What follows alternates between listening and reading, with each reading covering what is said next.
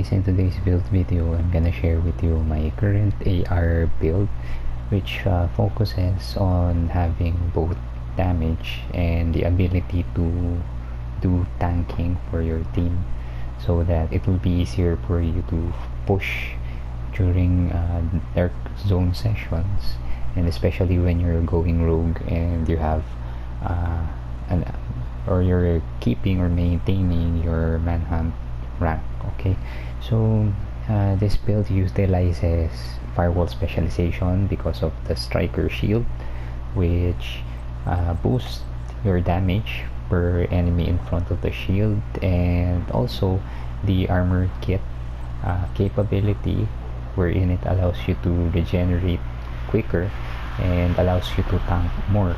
Especially when you pop that kit, you will be able to mitigate those damage. So for this build, I'm using the FAMAS 2010 as my main weapon. So it has Insync as talent, wherein every hit you make when you hit a player, you get plus 15% skill damage for 5 seconds, and then when you pop your shield or you use a skill, you get plus 15% weapon damage for 5 seconds, and being able to proc these two bonuses gives you double the amount for each bonuses. So basically you're using Insync so that when you pop your shield and then you shoot a player, you get an extra 30% weapon damage overall. Okay, so it has assault rifle damage, health damage, and damage to target out of cover, which is a multiplicative damage bonus. Okay, so it's important to have damage to target out of cover, since it will be easier for you to boost your damage with this specific attribute. Okay, so for the mods, I'm using the C79 scope for that 5% extra crit chance. So why am I using scope? So that I will be able to shoot at long distances, especially when someone's sniping or using a skill build. I can easily peek from a safe position and then just hit them with my AR. So I'm not basically a sniper type of player, so I'm utilizing my AR as my sniping tool. Okay, so you also have here the laser pointer, which gives an extra 5% critical hit chance, together with the muzzle brake 5.56, which also gives an extra 5% crit chance. So I'm also using sturdy extended 5.56 mag for that plus 20 rounds, and this is my primary weapon. For the secondary, I'm also equipped with the same FAMAS, same mods, and it has assault rifle damage, health damage, and also damage to target out of cover. The only difference is that it has Optimus for its talent. So Optimus basically boosts my weapon damage by 3% for every 10% of my ammo that is missing whenever I'm shooting or this gun or firing this gun. So why do I have this as my backup or my secondary? I use this whenever my shield is broken and I can proc any skills to be able to get that weapon damage bonus from Insync.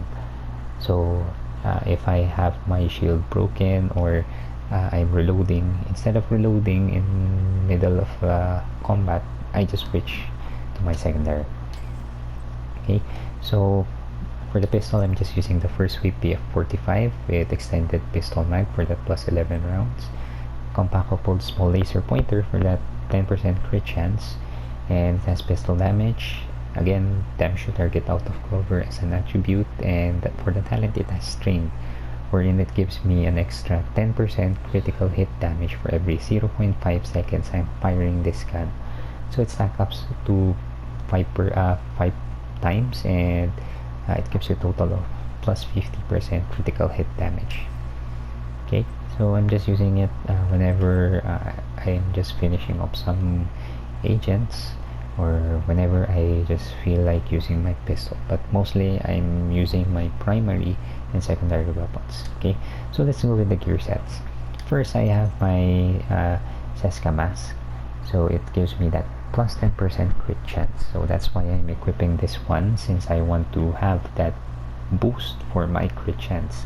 So it has weapon damage, critical hit damage, critical hit chance, and critical hit damage mod fitted in this mask. So it's important to have as much as red attributes on this build to make it a hybrid tank and DPS. Okay, so you have crit chance and crit damage to further boost your damage. It's also multiplicative since critical hit damage multiplies your base weapon damage.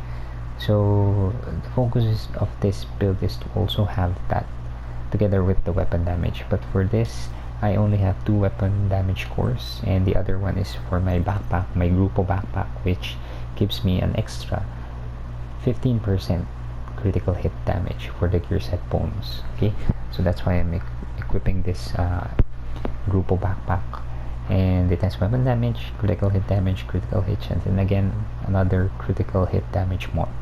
For the talent, I'm using the Adrenaline Rush talent, wherein it gives me that 20% bonus armor for every enemy in front or within my 10-meter radius. Okay, so for 5 seconds it stacks up to 3 times. Okay, so I get a total of 60% bonus armor. For the chest piece, I'm using the Fenris chest piece to get that plus 10% assault rifle damage bonus from the gear set. For this one, I recalibrated the core attribute to armor since I want to be tanky, or as much as tanky as possible, and also have that survivability. Again, for the attribute, it has crit chance, crit damage, and another crit damage mod. For the talent, I'm just going with Unbreakable for extra survivability. It gives me that armor repair of 95% whenever I deplete my whole armor, so in PvE, but in PvP it's around 50%, which is still good since it gives me the ability to still keep on fighting. Okay, so I can still eliminate my opponents because of Unbreakable. For the gloves, I'm just using the Contractor's gloves. So for the bonus set, I don't literally use that 10% LMG damage. What I'm trying to get from this gear set, since this one is best in slot right now for doing damage, is that 8% damage to armor, which is specially found, or it's only found in this specific Contractor's gloves. So again, I recalibrated it to armor for extra survivability, and it has crit damage. Okay, so it's important to have crit damage on this one, but it's also okay to not have crit chance since you have the Seska mask. Okay, so that's the reason why I'm using the Seska mask. For the holster, I'm using the Walker Harrison company, and it gives me that plus 5% weapon damage. Okay, so I'm just using the gear set because of the 5% weapon damage. I want to have the weapon damage that's as close as possible to the 1.3 build, but this time I want it to be as tanky as possible. So I also recalibrated the core attribute to armor, and it has crit chance and crit damage. For the last piece, which is another best in slot knee pads, I'm using the Fox's Prey, not to get the 10% rifle damage from the gear set bonus again, but to get that special plus 8% damage to target out of cover attribute, which is only found in the Fox's Prayer knee pads. Okay, it has armor and also crit damage. Okay. For the skills, I'm just using the Striker Shield to further boost my damage for every enemy in front of my shield. So it boosts my damage by 12% per enemy. And I can also share that to my teammates who are standing behind me. Another skill that I'm using is the Decoy. So this is to allow me to reposition myself and misdirect my enemies. So it's used to distract them. I just find a sweet spot or a cover, and then I drop this, I deploy this, and then I run to a different direction. And it hides my nameplate, and it's like it's making me invisible so that I can move around without them knowing that I change positions and then I can easily shoot them from behind. So let's go with the stats.